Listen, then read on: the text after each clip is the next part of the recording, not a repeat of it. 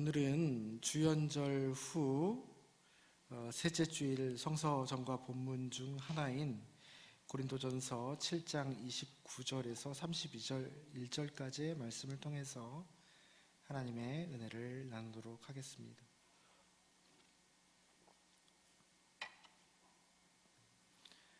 오늘 본문은 사도 바울이 고린도 교회에서 온 여러 가지 질문들이 있었습니다. 소식들도 전해받고 사도 바울에게 여러 가지 질문들을 했었는데 그 질문에 대해서 사도 바울이 답하는 내용 중에 일부입니다. 특별히 무엇에 대해서 7장은 질문을 했냐면요, 질문에 대한 답이냐면 결혼과 독신에 대해서 질문을 하는 겁니다.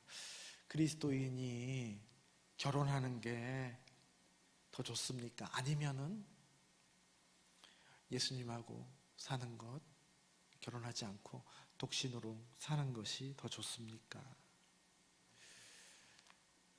사도 바울은 여러 가지 얘기를 합니다. 그에 대해서 결국 무슨 얘기를 하냐면요, 부르심과 은사에 따라서 그것은 선택하는 문제다라는 처방을 내립니다. 그래서 여러분, 가톨릭 신부나 수녀님들은 독신의 부르심을 받은 것이고, 우리 목사들은 결혼하고 가족을 형성하면서 주님을 섬기는 부르심을 받은 것이죠.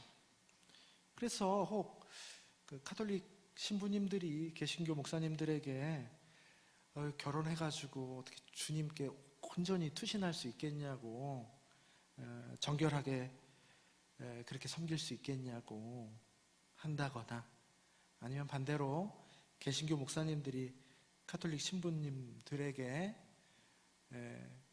뭐라고 받아칩니까? 그에 대해서 가정도 안 꾸려봤으면서 어떻게 성도들을, 그 성도들의 복잡다단한 그런 삶을 목회하겠냐고 하는 것은 단견이죠. 정말 단견입니다.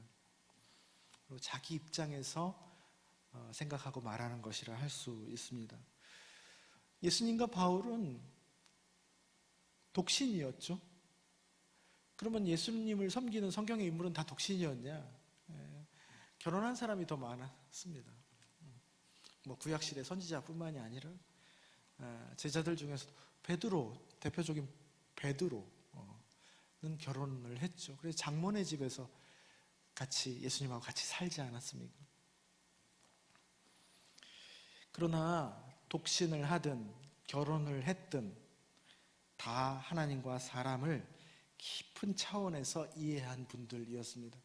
결혼을 하냐 독신을 하냐, 그 위의 차원의 인간 이해를, 하나님 이해, 세상 이해를 갖고 있는 게 이 기독교의 차원이에요. 이 복음의 차원인 겁니다. 그러니까 여러분, 교회에서요, 아직 솔로인 분들 있잖아요. 솔로인 분들에게 결혼 언제 할 거냐고, 또한 결혼을 했는데 아이 안 낳는 분들이 있거든요. 아이는 꼭 낳아야 된다. 하나만 낳는 분들에게 자녀들 많이 낳아야 되는 거예요. 그런 얘기는 안 하는 게 좋습니다. 자기 생각이고 편견이고 듣는 사람에게 은연중에 상처를 주고 본인도 나중에 뒤돌아보면 부끄러워하고 후회할 일이 생길 가능성이 많은, 소위 말하면 가성비가 안 좋은, 영양가가 별로 없는 말들입니다. 교회에서는 그런 얘기를 안 하는 게 좋습니다. 7장 마지막에도 그런 얘기가 나오죠. 과부에 대한 이야기가 나옵니다. 과부를 보면서 아이고 어떻게 하다가 혼자가 되었대. 여러 가지 이유가 있겠죠. 이혼도 있고 사별, 기타 등등 여러 가지 이유가 있을 거 아닙니까? 그 또한 주님과의 관계 안에서 그 사람을 빚어 나가시는 하나의 인생의 재료이다라는 것을 맡겨드리고 유보해 놓는 겁니다. 그 인생의 다양성들, 여러 다양성들에 대해서 우리는 어떻게 대응하면 됩니까? 아, 그러시군요. 그러셨겠네요. 라고 하면 되는 겁니다. 거기까지가 딱 우리의 몫입니다. 오늘 우리가 읽은 말씀은 그렇게 결혼을 하든 독신을 하든 각 부르심과 은사 그리고 맥락에 따라서 자유롭게 하되, 그런데 그것만을 얘기하는 것이 아니죠. 사도 바울은 구체적인 문제에 대해서 해답을 줬지만 해답으로 구체적인 문제를 푸는 해답만 끝나지 않았습니다. 항상 보면 수렴되는 하나의 지점이 있었죠. 그것을 포괄하는 하나의 원칙이라고 해야 될까요? 하나의 마인드, 정신이 있다는 얘기를 하는 겁니다. 그 문제를 바라보고 푸는 데 대한 성경은 그것을 읽어내야 되는 거예요. 진짜 성경이 말하는 메시지가 바로 그거입니다. 그게 오늘 본문입니다. 안에 있는 자들은 없는 자 같이 하며 우는 자들은 울지 않는 자 같이 하며 기쁜 자들은 기쁘지 않는 자 같이 하며 매매하는 자들은 없는 자 같이 하며 세상 물건을 쓰는 자들은 다 쓰지 못하는 자 같이 하라. 배우자를 얻을 수 있죠. 결혼을 할 수 있습니다. 그렇지만 얻는다 치더라도 배우자가 없는 사람처럼 살아가고 기뻐하되 또 울되 기뻐하고 또 울지 않는 자처럼 살아가며 뭘 살 수도 있고 팔 수도 있고 쓸 수도 있는데 꼭 그것이 없는 것처럼 다 쓰지 못하는 것처럼 하라라는 말입니다. 몇 가지 예를 들었죠. 독신은 예 안 들었죠. 근데 다 포괄하는 얘기입니다. 몇 가지 예를 들었지만 모든 것을 향한 우리가 모든 상황을 대하는 하나의 원칙 같은 것이죠. 신앙적인 원칙입니다. 그런 메시지를 던지고 있는 겁니다. 결국 무슨 말을 하는 것이죠?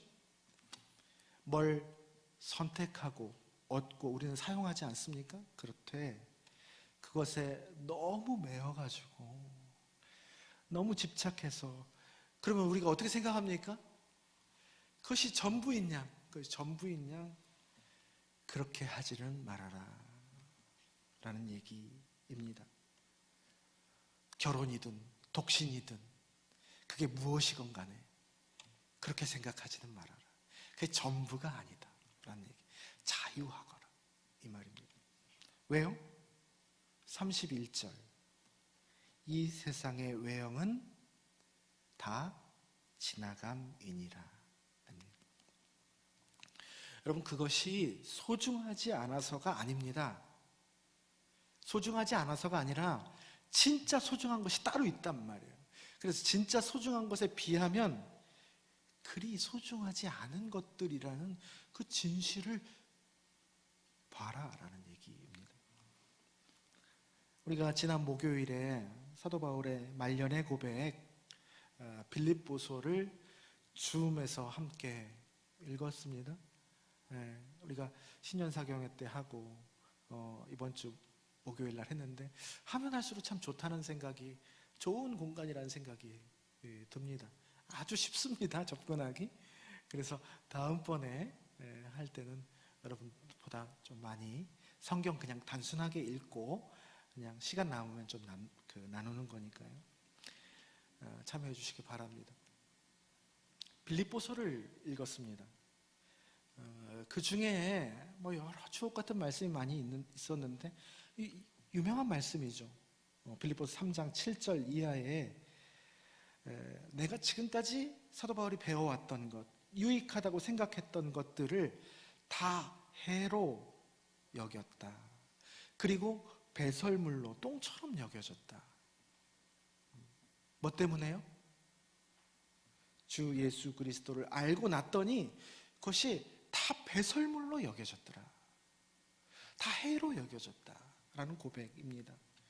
여러분 그 말을 지금까지 배워왔던 것들, 내가 얻어왔던 것들이, 누려왔던 것들이 진짜로 해가 되고 배설물같이 정말 쓸데없어서가 아니고 새롭게 어느 날 갑자기 나를 뚫고 들어온 그 예수 그리스도의 복음, 그 기가 막힌 선물, 그 고상한 알에 비하면 그거에 비하면 아무것도 아니라는, 어떻게 보면 문학적인 표현입니다.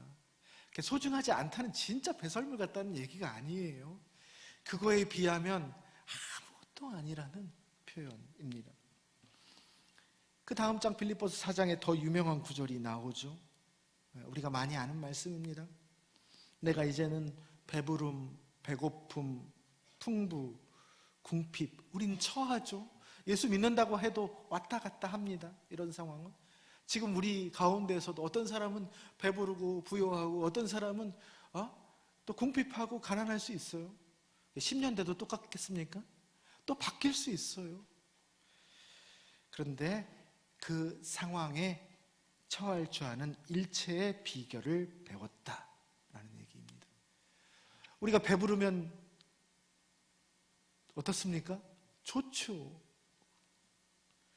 부자 되면 어떻습니까? 편하죠. 저는 어떨 것 같습니까? 배부르면? 배부르면 싫을 것 같아요? 배부르면 좋아요. 넉넉하면 편하죠. 좋고. 배고프고 궁핍하면 어떻습니까? 싫습니다. 불편하죠. 그건 당연한 인지상정입니다. 그러나 성경은 뭐를 말씀하고 있는 거예요? 그거에 대해서 뭐라고 하지 않습니다.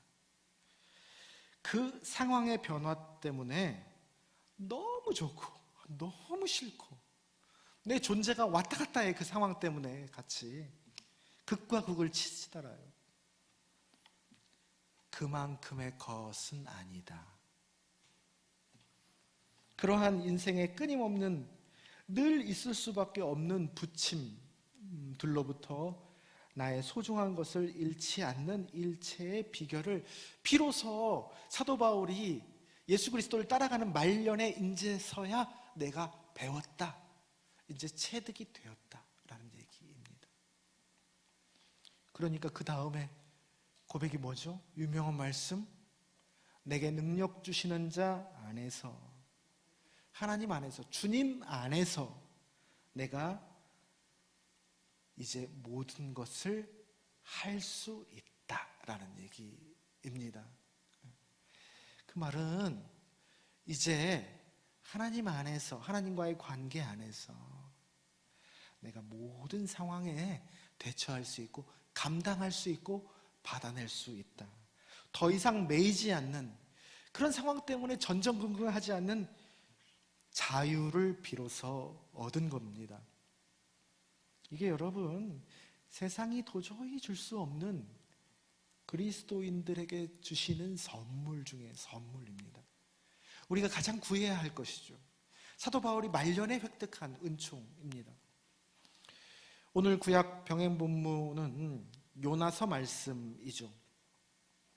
이스라엘 백성들에게는 절대 악이라고 여겨지는 그런 아수르의 나라의 수도 니느웨에 가서 너 가서 심판을 선언해라. 너 도무지 못 봐주겠다. 이제 하나님이 그렇게 선언하라고 부르심을 받은 것이죠. 하나님도 아수르에 대해서 여러분 여러 예언서에서 분노하시거든요. 또한 요나도 분노하고 있었죠. 그런데 여러분 가만히 보면요, 하나님의 분노와 요나의 분노는 달랐습니다. 하나님의 분노는 여러분 정죄의 분노가 아니에요. 죄에서 돌이키게 하시려는 분노죠. 다시 말하면 사랑이 포함된 분노입니다. 그러나 요나의 분노는 어떤 분노였습니까? 정죄의 분노였습니다. 걔네들이 싫고 막 망했으면 좋겠고, 그러니까 하나님이 그 심판의 말씀대로 멸절하면 좋은 거예요. 그런 분노였습니다.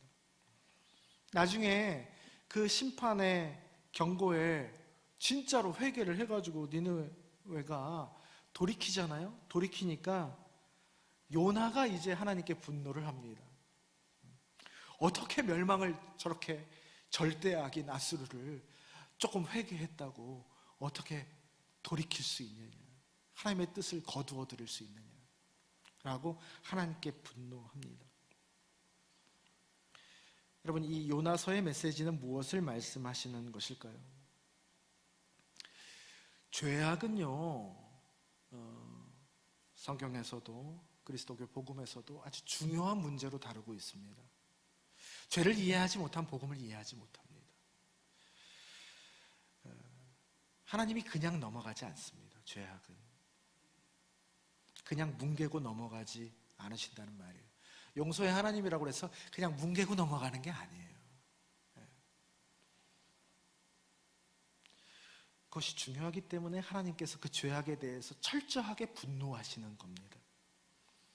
그러나 그 죄악보다 더 큰 것이 있다는 거예요. 성경의 메시지는. 그게 뭡니까?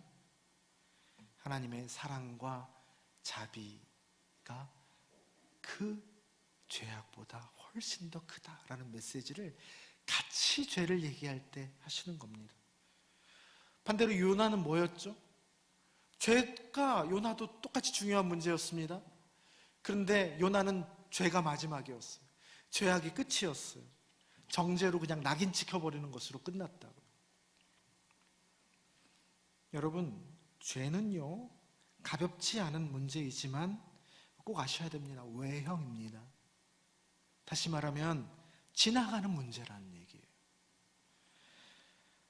사람이 죄인이라고 최종 낙인을 찍지, 하나님은 그 표면적인 죄 밑에 하나님이 아끼는 소중한 존재라는 것을 깔고 그 죄를 바라보시는 겁니다. 그게 하나님의 시선과 요나의 시선, 우리의 시선이 다른 겁니다. 그래서 여러분, 지금 당장 죄인이더라도 의인이 될 수 있는 겁니다. 왜냐하면 그게 본질이기 때문에. 반대로 지금 당장 의인으로 섰다 하더라도 다시 표면에는요, 다시 죄로 덮여서 넘어질 수 있는 거예요. 섰다 생각하면 넘어질까 조심하라 입니다. 마태복음 5장 37절 이런 말씀을 예수님께서 하시죠. 오직 너희는 옳다 옳다 아니라 아니라 하라. 그것에 지나는 것은 악에서부터 나오는 것이다. 너희들은 그 표면적인 거 가지고 그냥 판단하고 그렇게 생각하고 살으라는 거예요. 그런데 거기에서 더 지나가가지고 너희들이 판단하고 생각하고 헤아리는 것은, 그것은 악이다. 그것은 하나님의 영역을, 신성불가침의 영역을 건드리는 겁니다.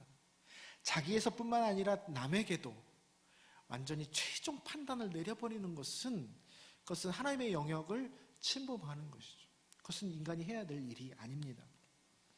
그래서 여러분, 죄를 우리가 간과하지 말되, 그렇다고 죄에 집착해서도 안 되는 겁니다. 그래서 여러분, 우리가 참회의 시간을 갖죠. 참회는요, 내가 나를 정죄하는 게 아니에요. 그리스도 예수 안에서는 정죄함이 없는 거예요. 정죄로 끝나지 않는 거예요. 그래서 참회를 할 때요, 반성하는 게 아닙니다. 나는 죄인입니다. 벌레만도 못한 죄인입니다 라고 죄를 너무 집착하지 않는 거예요. 죄를 그냥 바라볼 뿐입니다. 죄를 왜 바라봅니까? 그 죄 너머에, 죄는 지나가는 것이고 죄 너머에 하나님의 형상, 죄가 침범할 수 없는 고유의 공간이 있는 것을 바라보기 위함입니다. 참회는. 그래서요, 나에게도 타인에게도 죄에 대해서 너무 집착하지 않는 거예요. 너무 낙인 찍지 않는 거예요.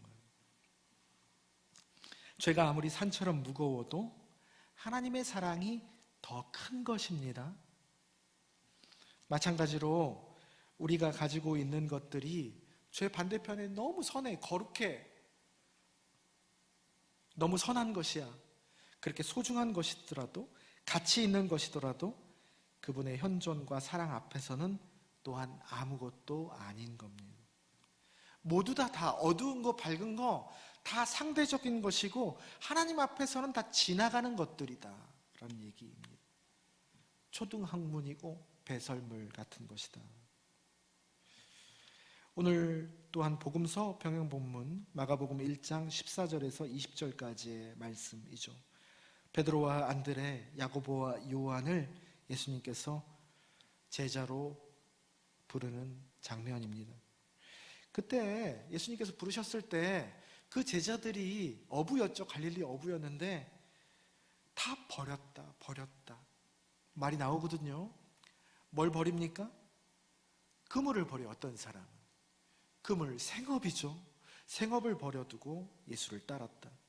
심지어 야고보와 요한, 세베대의 아들 야고보와 요한은 뭐라고 오늘 병행본문에 기록되어 있냐면요, 아버지 세베대를 품꾼들과 함께 배에 버려두고 예수를 따랐다.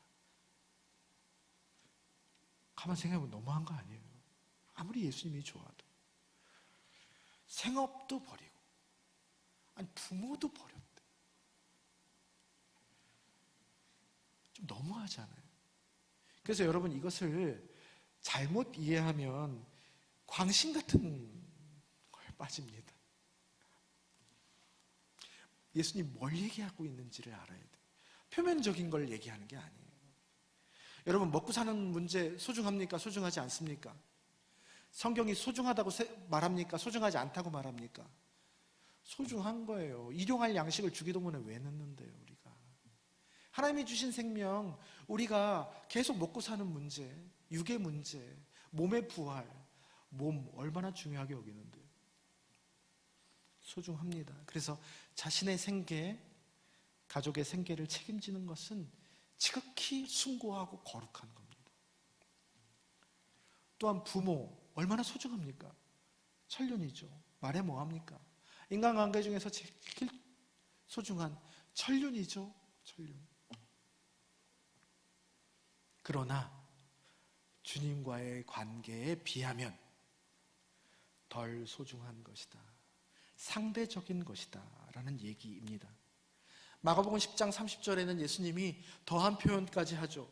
나와 복음을 위해서 집이나 형제나 자매나 어머니, 아버지, 자식, 전토를 벌인 자는 이 모든 것을 다시 현세의 100배나 받는다. 껄끄러운 말씀입니다. 다 소중한 존재잖아요, 여러분. 여기 예수님이 말씀하신 뭐 하나 버릴 게 있습니까? 다 소중한 겁니다. 그러니까 여러분, 예수님이 소중하지 않기 때문에 버리라는 얘기겠습니까? 죄다 소중한 존재를 골라서 예수님이 일부러 표현하신 것이죠. 버릴 수 없는 것들을 표현한 겁니다. 버릴 수 없는 것들을 표현하시면서 버리고 나를 따라라 라고 얘기하는 겁니다. 우리가 꼭 이런 존재들은 어떤 존재입니까? 우리가 살면서 이게 전부인 양 집착하면서 살아가는 존재들입니다. 그럼 뭐겠습니까, 여러분? 이 말씀을 하시는 게 그 집착을 버리라는 얘기입니다. 전부가 아니다. 가만 생각해 보면 여러분, 전부가 아닙니다. 한때 나에게 주어진 소중한 선물이죠. 한때를 주어지는 겁니다. 한때를. 그런데 영원한 것은 아닙니다. 태어나기 이전에, 죽음 이후에도 당연히 함께하지 못하지만 이 현세에서도 가족 제일 가까운 존재가 얼마나 함께할까요? 80인생을 산다고 하면 50년 함께 하는 거죠. 한때를 나에게 주신 소중한 선물이지만 전부는 아니다. 영원한 것은 아닙니다. 또한 내 것도 아닙니다. 여러분, 부모가 내 겁니까? 네? 더 어려운 질문, 자식이 내 겁니까? 내 거라고 생각이 되죠. 너무나 소중하기 때문에. 땅 등기했다고 내 겁니까? 돈, 그거 내 겁니까? 지금 여기를 살아가기 위한 은총이고 선물입니다. 이 본질을 잊어버리면 여러분 희한하게 내가 더 집착하면 집착할수록 본질을 잃어버리고 그러면 그럴수록 이건 선물이었는데 선물이 아니라 그것의 노예가 되어버립니다. 신기한 거죠. 그것을 붙잡느라 자기를 잃어버리는 겁니다. 하나님과 나와의 관계, 그 소중한 관계를, 인간이 될 수 있는, 존엄을 유지할 수 있는 하나님과 나와의 관계를 이거 하느라 망각해버린다는 얘기. 여러분, 이것이 성경에서 말하고 있는 애굽 땅의 교훈입니다. 하나님의 자녀됨을 애굽 땅 그 호시절 좋은 상황에 다 팔아버리는 거예요. 그렇다면 자기도 잃지 않고 소중한 존재들을 내가 잃어버리지 않고 정말로 100배나 얻고 누리는 방법이 뭐냐? 뭐라는 얘기입니까? 그것이 바로 내려놓는 것이라. 놔버리는 거예요. 내려놓는 척 하는 것이 아니고, 우리 어머니 늘 이렇게 설교 듣고 오시면, 우리 어머니 섬기는 교회에서 나 너 내려놨다 말한다고 되는 게 아니잖아요. 그렇게 하는 게 아니고 진짜 내려놓는 거예요. 진짜 내 마음의 집착을 내려놓고 하나님께 드리는 겁니다. 그러면 더 귀한 것들을 얻는다. 어부를 하되 먹는 것에만 급급하는 그런 어부를 하는 것이 아니라 거기서 한 단계 더 업그레이드, 더 귀한 게 있는 거예요. 그것을 하더라도 사람 낚는 어부를 하는 거예요. 생계만을, 생계 소중하죠. 생계만을 위한 역할을 하는 것이 아니라 그 너머에 있는 더 귀한 것을 내가 함께 하는 거예요. 그게 진짜 소명이고 사명입니다. 부모를, 자식을 집착하면서 사랑하는 것이 아니라 그와 같이 더불어 함께하되 그를 그로써 내가 받아들이면서 깊이 사랑하게 된다. 더 얻는 겁니다. 자식을, 부모를. 여러분, 기독교의 영성은 그래서 비움의 영성입니다. 그렇게 싹 비워냈을 때 하나님이 그 비운 공간을 싹 꽉 채우신다. 역설이죠. 그래서 무소유가요, 소유를 안 한다는 뜻이 아닙니다.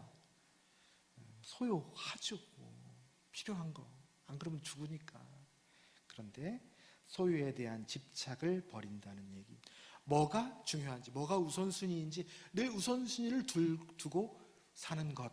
그것이 소유의 유무와 상관없이, 많고 적음에 상관없이 내가 무소유하는 것이죠. 예수님이 사람이 되셔서 그것을 친히 보여주신 겁니다. 싹 비우시고 그 비우신 공간에 하나님의 것들로 다 채우시는 삶을 보여주시는 것이죠.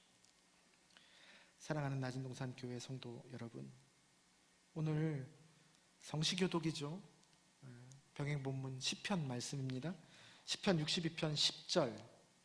포악을 의지하지 말며 탈취한 것으로 허망하여지지 말며 재물이 늘어도 거기에 마음을 두지 말지어다. 하나님의 말씀입니다. 죄인이어도 하나님 붙잡으면 그게 의인이고, 의인이어도 하나님 잃어버리면 그게 진짜 죄인이며, 상황이 좋아도 그 때문에 하나님을 향한 지향이 흐릿해진다. 그러면 그 상황 좋아진 것이 복이 아니고 재앙인 거예요. 상황이 안 좋아져서 그 때문에 하나님을 향한 지향이 이전보다 또렷해졌다. 내가 너무 힘들어가지고 상황이 안 좋아져가지고, 그러면 그건 재앙이 아니고 그건 진짜 복인 거예요. 이게 진실입니다. 하나님이 세상과 사람을 보는 그 시선입니다. 그 진실과 하나님의 시선에 나도 점점 가까워지는 것이 바로 신앙의 성숙입니다. 그것을 목표로 여러분 기도하셔야 되는 겁니다. 기도 제목은 이게 진짜 기도 제목이에요. 우리가 여러 가지 기도 제목을 가지고 기도할 수 있죠. 다른 문제로 기도하더라도 이 기도의 지향은 밑바닥에 늘 깔려있는 기도 제목이어야 합니다. 그래야 성경적인 신앙의 기도 제목이 되는 것입니다.